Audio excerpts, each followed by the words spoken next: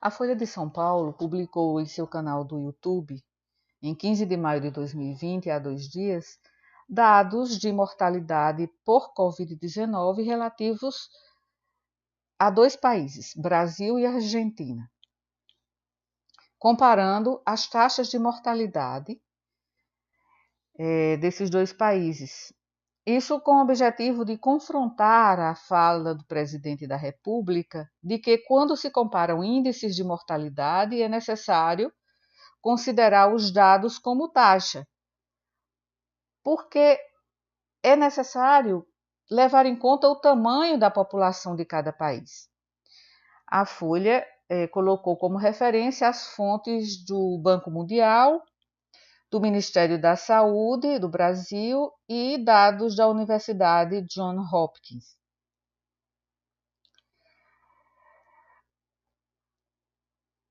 Não importam quão fidedignas sejam estas fontes, levando em conta o argumento da autoridade, mas a interpretação dos dados contextualmente. Aqui está a taxa que foi as taxas comparadas entre Brasil e Argentina. A Folha classificou os dados dos 2 países com base nas taxas brutas de mortalidade. Ao analisar os dados de mortalidade, nós podemos optar por analisar as taxas brutas ou índices de sobrevivência temporal, com o tempo, aquelas tábuas de sobrevivência. Ao analisar as taxas de mortalidade brutas, a variável resposta ou resultado, no caso aqui estão os dados 7,9 comparado a 70,7, é o número de mortes que ocorrem dividido pelo número total da população.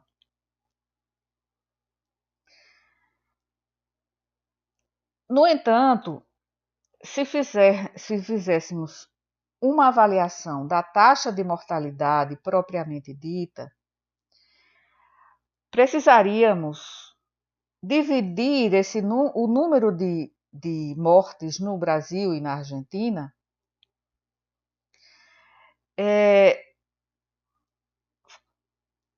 colocando, dividindo este número pelo número de pessoas em risco de morte. Então, deveria ser usado no denominador o número de pessoas com teste positivo à Covid.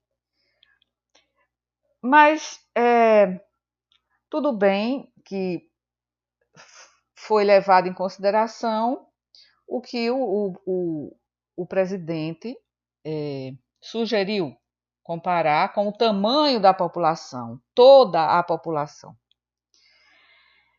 Então, aqui frisei só essa questão porque se fôssemos fazer uma comparação mais fidedigna, teríamos que fazer ou uma comparação usando no denominador o número de pessoas com teste positivo para a Covid, ou usando a população total, fazendo o índice, a taxa de mortes por milhão, identificando uma população padrão para a qual existem esses dados, por extrato. Então, o número de mortes por extrato deveria ter sido feito, em primeiro lugar, para cada extrato etário de cada uma dos países, da população do Brasil e da população da Argentina. E aí se multiplicaria essa taxa de mortalidade específica por idade pelo tamanho da população padrão desse extrato. E isso basicamente forneceria o número de mortes que se poderia atribuir na população padrão se tivesse as mesmas taxas de mortalidade que a população do estudo. Então, é preciso fazer essa estratificação e não só em relação à idade, mas em relação à presença de comorbidades importantes, em relação ao sexo, à etnia, extrato socioeconômico, nível de escolaridade. Então, há uma comparação, né, que envolve muitos vieses aqui nessas estatísticas apresentadas pela Folha. Porque, ao se considerar toda a população, né, por outro lado, quando a taxa de mortalidade dos casos seria uma métrica muito mais adequada e acurada, né? Mas essa questão a gente já deixou de lado, né? Então, vamos voltar aqui à questão da mortalidade por milhão da população sem padronização. Aqui não há uma padronização, ou seja, comparando-se em função dessas variáveis intervenientes, essas variáveis que podem influenciar muito a mortalidade e que se distribuem de forma diversa entre Brasil e Argentina. As taxas de mortalidade deveriam ser calculadas dividindo o número total de mortes em cada categoria, né? Idosos, faixa etária acima de 60 anos, acima de 80 anos, faixa etária de adulto jovem, faixa etária de pessoas da meia-idade, por exemplo, entre 40 e 60 anos, por exemplo, né? E dividir esse número pelo número total de pessoas em risco dentro da mesma categoria. As taxas de mortalidade seriam então comparadas usando a regressão de Poisson, que é um modelo que acomoda taxas de mortalidade não proporcionais através do uso de covariáveis, né, que são esses fatores estranhos ou variáveis intervenientes, para garantir que houvesse uma comparação justa. Então, esses ajustes para diferenças de mix de casos de idade, sexo, como já falamos, etnia, presença de comorbidade e outros fatores de risco comórbidos. Então, quando a gente considera que um papel assim central da epidemiologia é comparar tanto a incidência, a prevalência de doenças ou mortalidade entre populações, entre duas ou mais populações, essa comparação de taxas brutas de mortalidade é enganosa, porque as populações comparadas podem e devem diferir significativamente em relação a essas características, que podem afetar a taxa geral de mortalidade. A idade, por exemplo, é um importante determinante da mortalidade.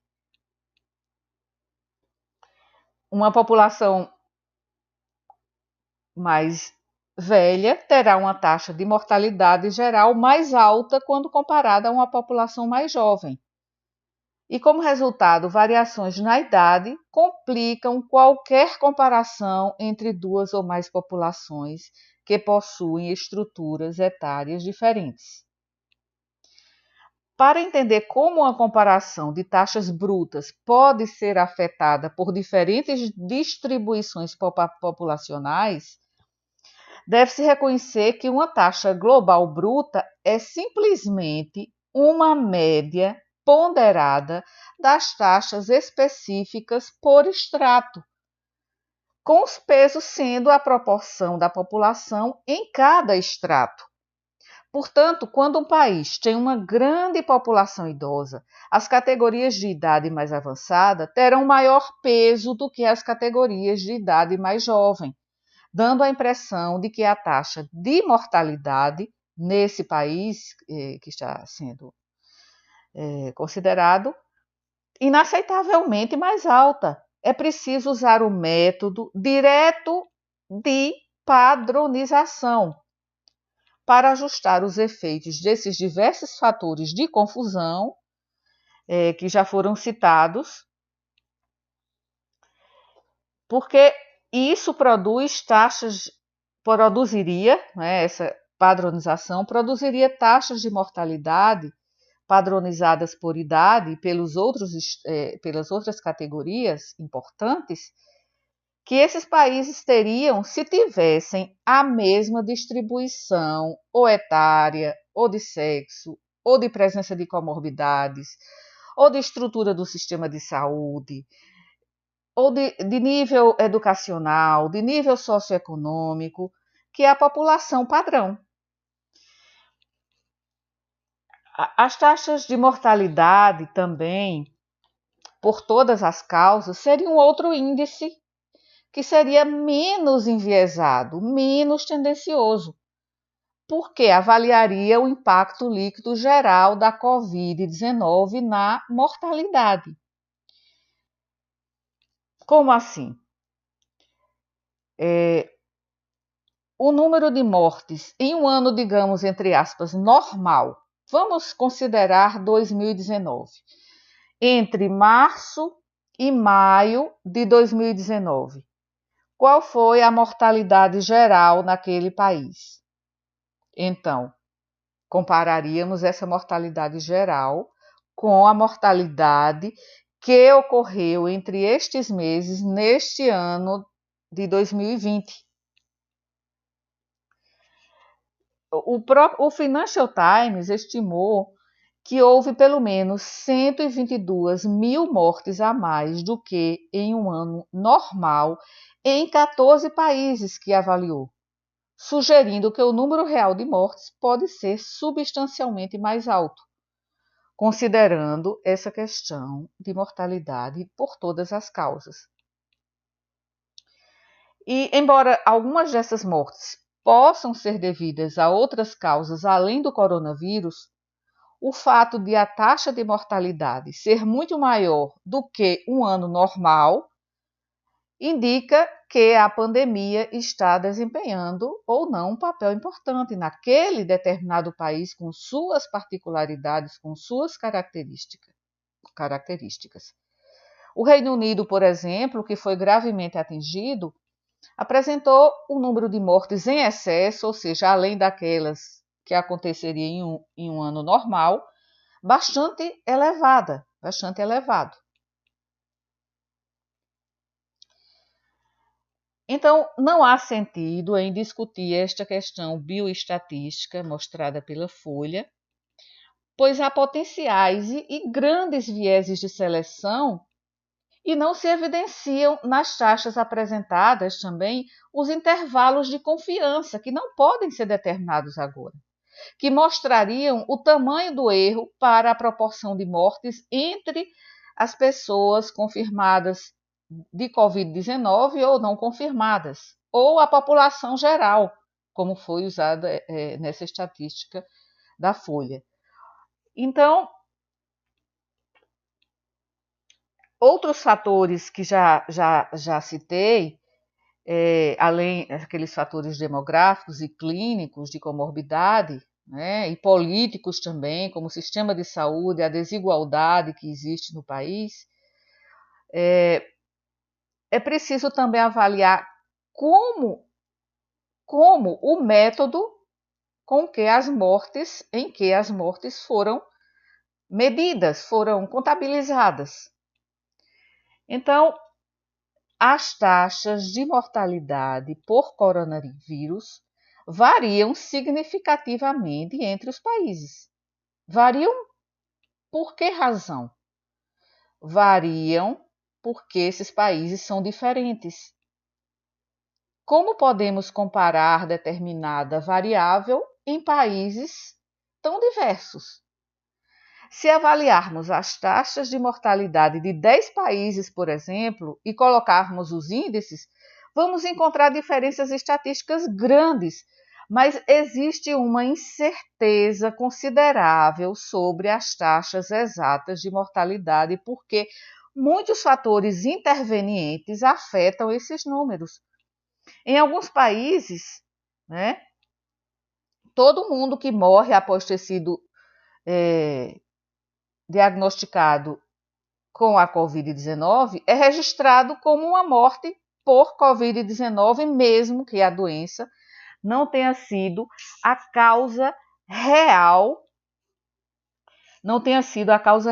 enquanto outras pessoas podem morrer pelo vírus sem terem sido diagnosticados com a Covid-19. Então, o exemplo flagrante é o de São Paulo, do estado de São Paulo, que é o nosso epicentro da epidemia no Brasil. Quando uma doença é nova e os testes são escassos, como acontece conosco, não há testes de rotina em indivíduos e há testes de rotina apenas em um grupo de indivíduos, geralmente os mais graves. Então, é provável que as pessoas gravemente doentes apareçam em um hospital buscando um teste de coronavírus. Claro, ao aparecer um paciente grave que é hospitalizado, esse paciente será testado, né? Inevitavelmente será testado para o vírus. E em condições graves, né, por exemplo, nos hospitais, nem mesmo, né, se testam todos os pacientes que chegam, mas apenas um subconjunto daqueles com sintomas mais críticos, aqueles que são internados na UTI, que precisam de ventilação mecânica. Então, além desses vieses, como se afirma em uma publicação do mês passado, na revista Ciência e Saúde Coletiva, as estatísticas oficiais sobre o número de casos de Covid-19 são muito tendenciosas. Primeiro, as políticas de testes variam em todo o mundo, como a maioria dos países testando apenas esses pacientes mais graves. Segundo, a disponibilidade de testes não é compatível com a demanda. Aqui no Brasil é o que está acontecendo. Consequentemente, analisar as estatísticas oficiais de casos confirmados é uma analogia perfeita para um iceberg. Então, a parte que a gente vê é apenas uma pequena fração do tamanho real daquele iceberg.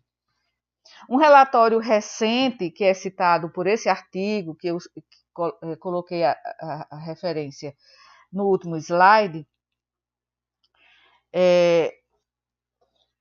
usando dados de uma amostra populacional de 4.189 pessoas no sul do Brasil, estimou que o número estimado de casos é 7 a 8 vezes maior que o número de casos notificados. Isso foi mostrado no final do mês passado. Então, lidar com o número de casos confirmados é enganoso.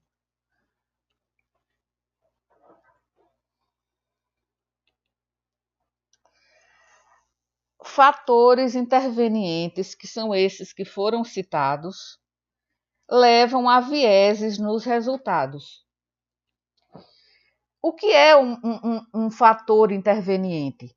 O que é uma variável interveniente? Uma variável interveniente é um fator que pode explicar as relações causais entre variáveis. Ou seja, a variável independente, que é uma terminologia da estatística, a variável independente nesse caso é a Covid-19. A variável dependente é a mortalidade por milhão de habitantes. Então, essas variáveis, elas podem explicar os resultados ou contribuir de uma forma muito intensa para os resultados observados. Por exemplo, existe uma associação, só um exemplo, né? Pode ter um exemplo para deixar mais claro o que significa uma variável interveniente. Existe uma associação entre ser pobre e ter uma menor expectativa de vida. Mas só porque alguém é pobre não significa que isso vai fazer com que ele morra prematuramente. Então, podemos incluir aí um mix de outras variáveis que estão influenciando. Falta de acesso a cuidados de saúde, má nutrição, idade, nível de instrução, sexo, presença de comorbidades. Então, são muitos fatores, etnia. Então, podemos considerar as variáveis intervenientes em termos de uma variável independente ou de variáveis independentes a mais que estão ali influenciando na situação. A variável interveniente intervém, como o próprio nome diz, ou mediam a relação entre a variável independente, que é a Covid-19, e a variável dependente, que é a mortalidade por milhão de habitantes. Então, é necessário citar algumas variáveis intervenientes. Aqui está a relação do exemplo que colocamos aqui. E, para terminar, vou citar algumas variáveis intervenientes de uma forma mais detalhada. Por exemplo, por que o número de casos detectados pelo teste varia consideravelmente por país, em cada país? Por exemplo, as estatísticas de mortalidade por casos na Itália se basearam na definição de mortes relacionadas à Covid-19 como aquelas que ocorreram em pacientes com resultado positivo para o SARS-CoV-2, feitos pelo teste do PCR. Pelo teste aqui houve uma variável interveniente. Bem, seguindo, para terminar e estar já no final. Uma variável interveniente. Sim, estava como a Itália definiu o caso de Covid. Então, independentemente de doenças coexistentes, as comorbidades que podem ter causado a morte ou ter contribuído fortemente para a morte. Então, esse método usado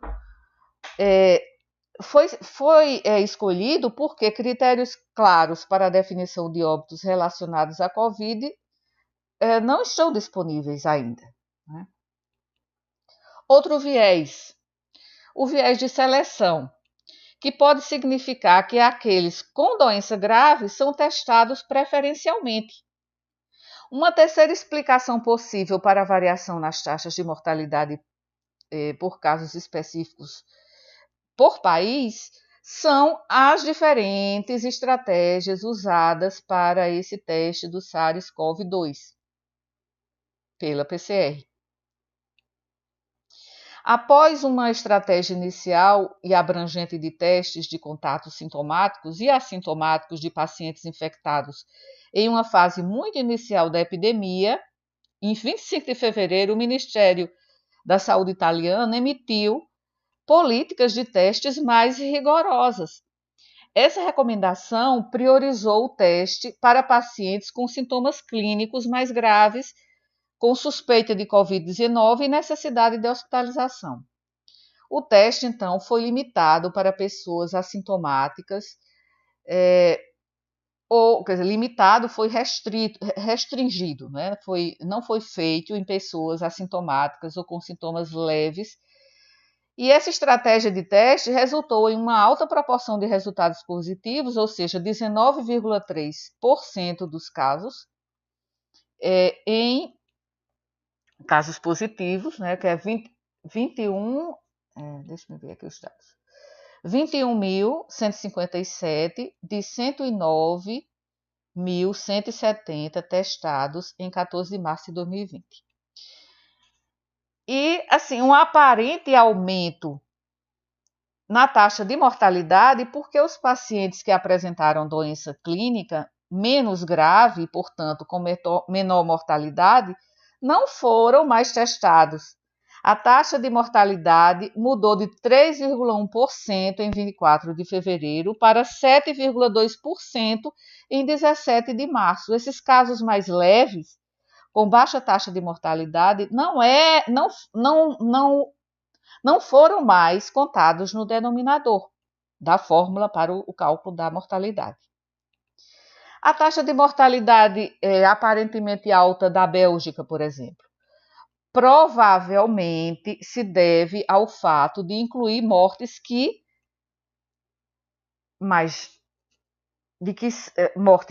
foram atribuídas à Covid, mas que não foram comprovadas devido à metodologia que foi usada para definir mortalidade por Covid. Um porta-voz do governo, né, da Bélgica, alegou que sua abordagem era mais precisa e que outros países estavam subestimando a mortalidade. Bem, outros países têm estratégias de teste diferentes. Por exemplo, a República da Coreia adotou uma estratégia, da Coreia do Sul, de testar amplamente as pessoas para o SARS-CoV-2, e isso pode ter levado à identificação de um grande número de indivíduos com sintomas leves ou limitados, mas com uma taxa menor de mortalidade em comparação à da Itália. 1,0 versus 7,2.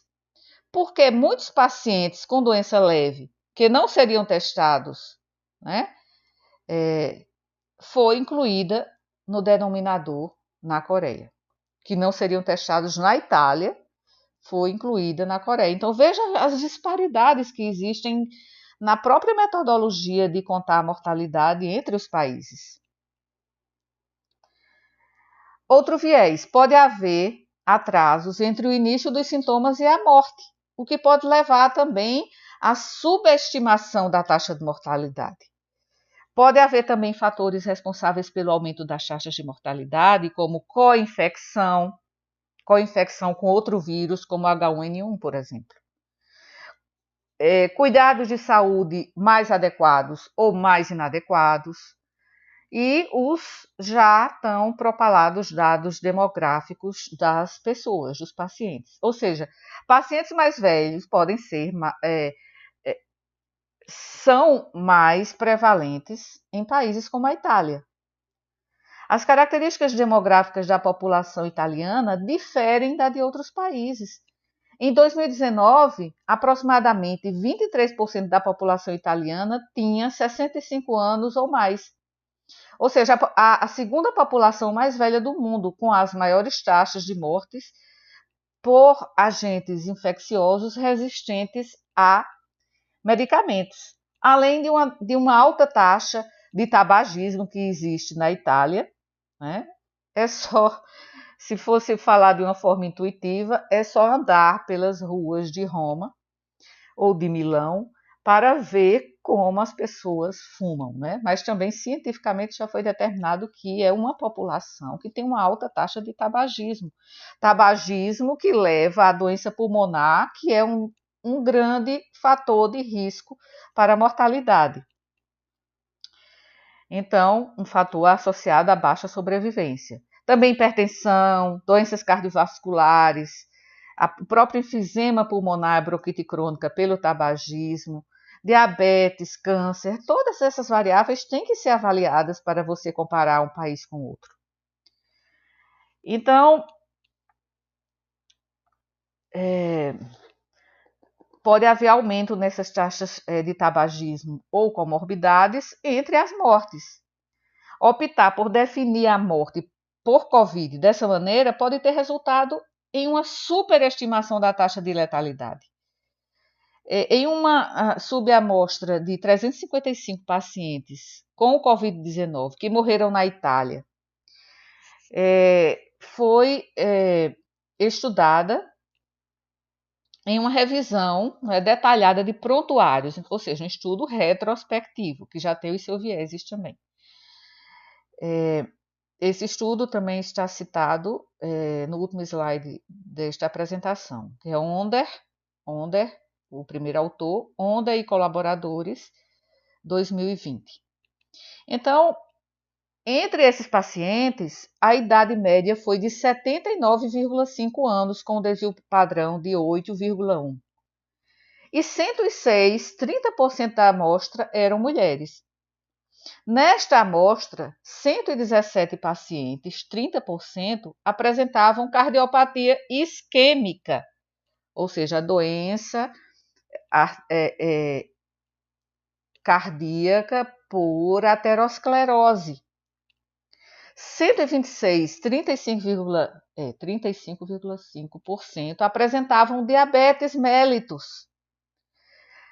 20,3% tinham câncer, né? Um câncer ativo, ou seja, um câncer, não era um paciente sobrevivente, era um câncer em atividade. 24,5% tinham fibrilação atrial crônica. 6,8% eram pacientes com demência. 9,6% tinha antecedente de acidente vascular cerebral com suas sequelas. Então, isso mostra que a presença dessas comorbidades pode ter aumentado o risco de mortalidade, independente da infecção pela Covid-19.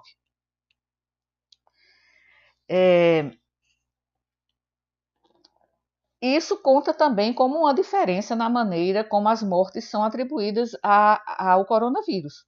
Morrer com a doença não é o mesmo que morrer com a doença, né? Ou seja, refazendo a frase, morrer pela doença não é o mesmo que morrer com a doença. Morrer com a doença é uma associação, não é uma relação causal. E morrer pela doença, então, aí a doença Covid-19 realmente pode ter sido a causa da morte.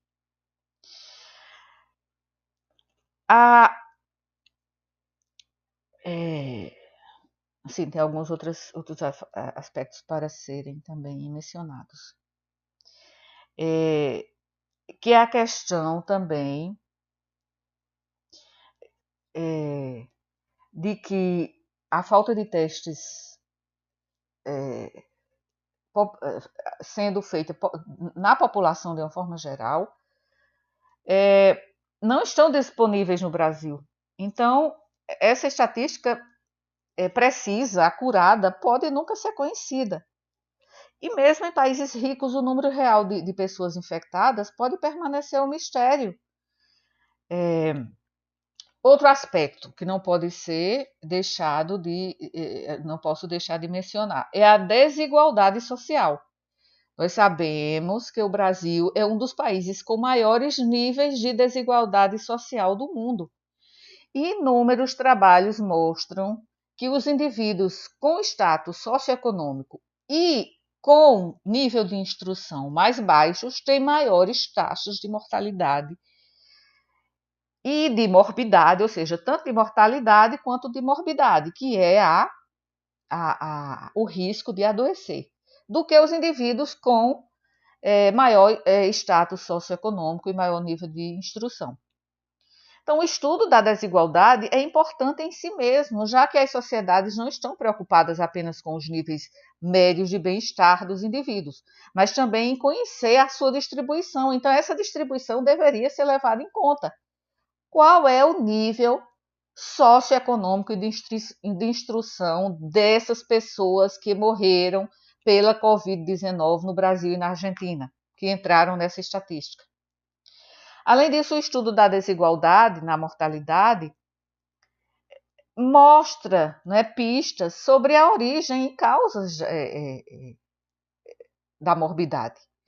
Finalmente, a partir de estimativas de diferenciais socioeconômicos em mortalidade, indicam que há uma seletividade da mortalidade, que significa que entre as pessoas com determinadas características, né, há uma chance muito maior de morrer pela Covid ou com a Covid do que aquelas que não têm essas características. Portanto, diferentes países podem parecer ter taxas de mortalidade diferentes, mais altas, muito mais baixas, mas apenas porque se aplicaram diferentes políticas de amostragem e de medição. Não é necessariamente porque essas pessoas,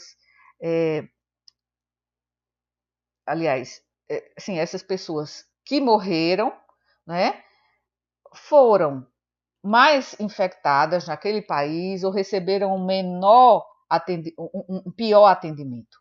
Então, não é necessariamente porque esses países estão gerenciando melhor a epidemia em termos preventivos ou em termos terapêuticos, ou porque o vírus infectou menos ou mais pessoas.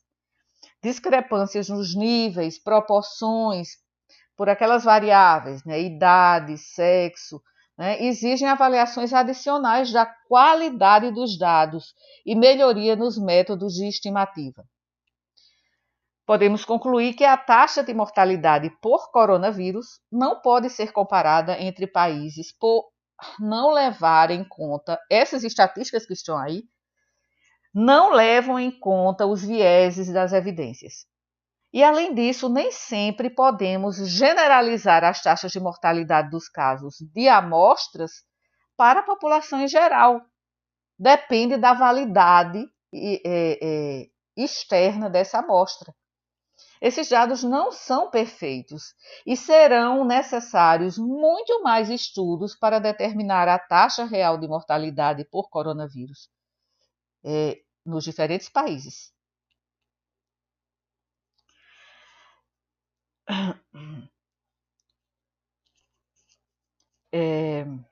Então, é preciso ter muita parcimônia ao se comparar taxas de diferentes países, né? Porque aí a gente não sabe nem a margem de erro e nem as variáveis intervenientes que estão aí atuando.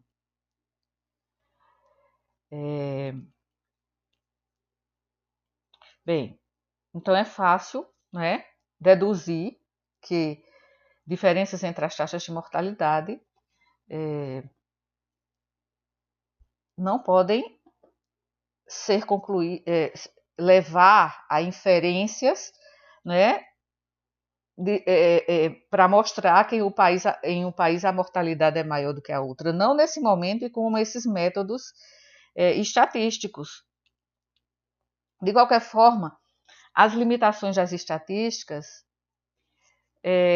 deveriam ser explicadas quando expostas na mídia, né?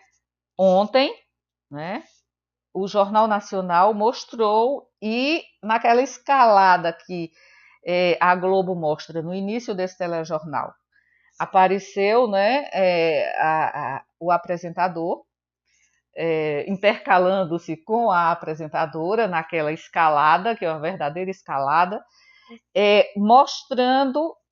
dizendo que a mortalidade do Brasil superou a mortalidade da Itália e a mortalidade da Espanha. Então, a mídia faz interpretações totalmente tendenciosas desses dados estatísticos. Então, é necessário colocar e explicar, né, quais são as variáveis contextuais, né? Quaisquer dados relevantes para a população e os indivíduos que a compõem devem ser descritos com precisão. Qual é a faixa etária daquela população que está sendo comparada? Né? Não vou repetir o que eu já repeti várias vezes ao longo desta apresentação. Então, nesse sentido, eu entendo, e vários outros autores que eu vou citar, que eu cito no final desta apresentação, também entendem que falhas consideráveis de comunicação estão sendo feitas no meio dessa grave crise atual.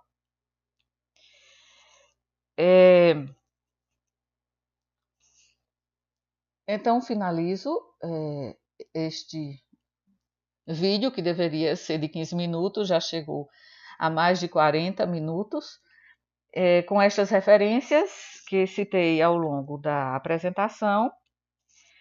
E também quero dar o crédito aqui a esse modelo de PowerPoint que eu usei, do catálogo de temas gratuitos do Slides Go, né? Então, o crédito também para o Slides Go, que foi que forneceu este template, neste modelo, para esta apresentação.